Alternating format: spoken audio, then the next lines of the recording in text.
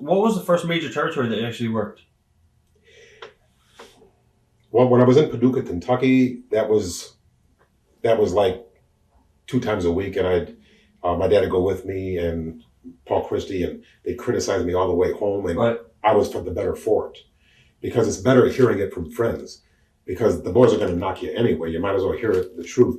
And it took me quite a long time to grasp the business because I wasn't a natural.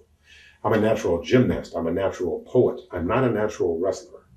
So it took quite a bit of discipline in order to get me to whatever level I attained. And I really thank my father and Paul Christie for having the patience with me because I'm sure they wanted to rip their hair out because I'm the kind of guy you have to tell things twice to. Right. Now, you're a gymnast before getting into the business, right? I was 8 years old and I quit when I was 10, but I continued in the backyard. I went to Carl Engstrom's School of the Dance, Right. and I studied gymnastics and ballet with Louise and Carl Engstrom, the same guy that got my father into the business. And Carl Engstrom was a boxer and a wrestler and an adagio dancer. He was with his wife on the Ed Sullivan Show as adagio dancing. I'm not sure quite of what adagio dancing is, but it looks like the man and the woman are at war. They dance and they beat each other up. They throw each other all about. You know, it's an amazing thing. Right. Now, did gymnastics help you at all? Yes, when I was going to copy Ricky Starr's gimmick, Right. but my father warned me about that. He said Ricky Starr had a lot of trouble with the boys about that gimmick because it had never been done before. And by that I mean he acted effeminately. Because when you take gymnastics and ballet, put them together, people suspicious that you might be homosexual. Right. I'm not a homosexual. I don't know if Ricky Starr was, but he was an amateur boxer and an amateur wrestler, and he was able to handle any trouble he got into, even though he weighed 160 pounds. Wasn't he the first guy that would do all the tumbling and the headstands, kind of like? I don't know if he was the first, but he was the best. Right. Eduardo Carpentier, I don't know who came first. Right. There was Argentina Roca. Right. There were quite a few of them. Like he had the most unusual style. He would do like a tumble and then grab the guy in like a leg scissors and flip him over, kind of. Right, and when I say I copied him, I didn't copy every single move because he was better than me at most of those moves. But on the other hand, I took it to another level. I enhanced myself by doing my strengths.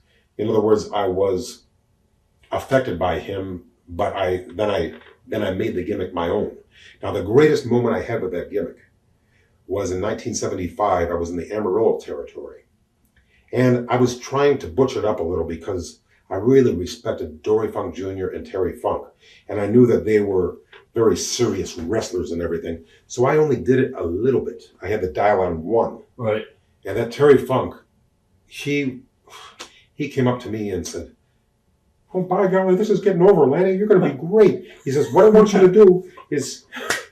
Sorry, but... Always no questions. I love them. So. Yeah.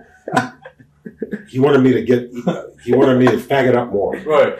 So I got these dance skins that I was wearing and trunks over those.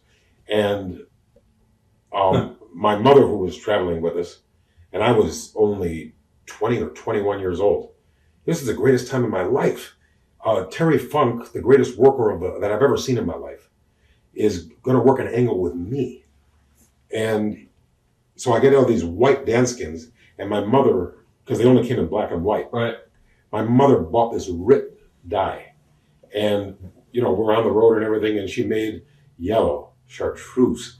This, when you walk in with yellow dance skins, it's very hard not to get over, Right. especially the way I walked. Right. So then Terry Funk got me into the studio, and he started a 6-week program. He brought in Marie Laverne, Anne Laverne's daughter. Are you familiar with her? She's a girl wrestler, and she's in Amarillo. Right. And Terry Funk got on the TV, and he gave a great interview. And he says, he started calling me Lynette, having a little fun with my name, Lanny. Right. And he says, "Lynette, we got a girl for you that you can wrestle." He says, "Somebody that's on your league. I introduce you to Marie Laverne." And there she is. And she says, "I'll be there, Steve. I'm going to go." So everybody's laughing and it was fun time at the wrestling. A 10-year-old boy points and laughs and looks at me. What's he saying? That I'm normal. He's saying he's normal and that I'm odd. Right. So, which is good for them. They're laughing. It's the psychology of ridicule. You know who hates blacks more than anybody? Poor white trash that are on Jerry Springer. because the best people don't hate blacks. It's only the people that say, well, we may be poor white trash, but God damn it, we ain't no nigger. So in other words, that's their psychology. We're the lowest of the low, but there's somebody lower, and they rejoice in it. Right. Or the people that have achieved some affluence and social class distinction, they're okay. They want to help people, you see, because they're secure. So Terry Funk got me in the ring in the studio. We had done several things in every town. And he takes a blade and he cuts in the back room, he cuts my seam. Just enough so he knows where it is. And he takes me and strips me naked in the studios. Well, I was so happy. People were laughing. The boys were laughing. I mean, I was proud to be in the business. And we had so many discussions about it. He says, well, I'm just so glad that you have the attitude that you can do this, because he says, we've got to give the people something for their money. Right. And he said something that I never forgot. I never will. He says, I'm not against anything that's going to get over. And by God, we got to pop this territory. And this was right before he got the belts. And it was good news and bad news. I was so happy for him. However, it was the end of our run, because now he had to make the loop. All right. And but I loved working at Amarillo, and I loved both Funks. And Herman Guest, too. He was, and the late Ken Farber. And it was a very happy time for me. From there, where did you go?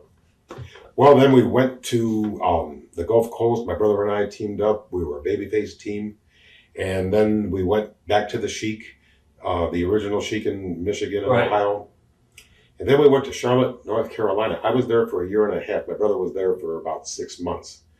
And I made the mistake.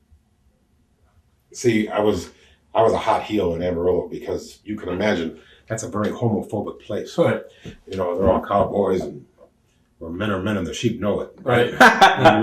So I went to Charlotte, and my brother was the skinny one, and I weighed 230 pounds. Now, you would have thought that in a shoot, I could beat Randy, because he was giving away 40 pounds. Well, we used to shoot all the time. And I guarantee you, no matter what I weighed and no matter what he weighed, half the time he would win and the other half I would lose. Huh.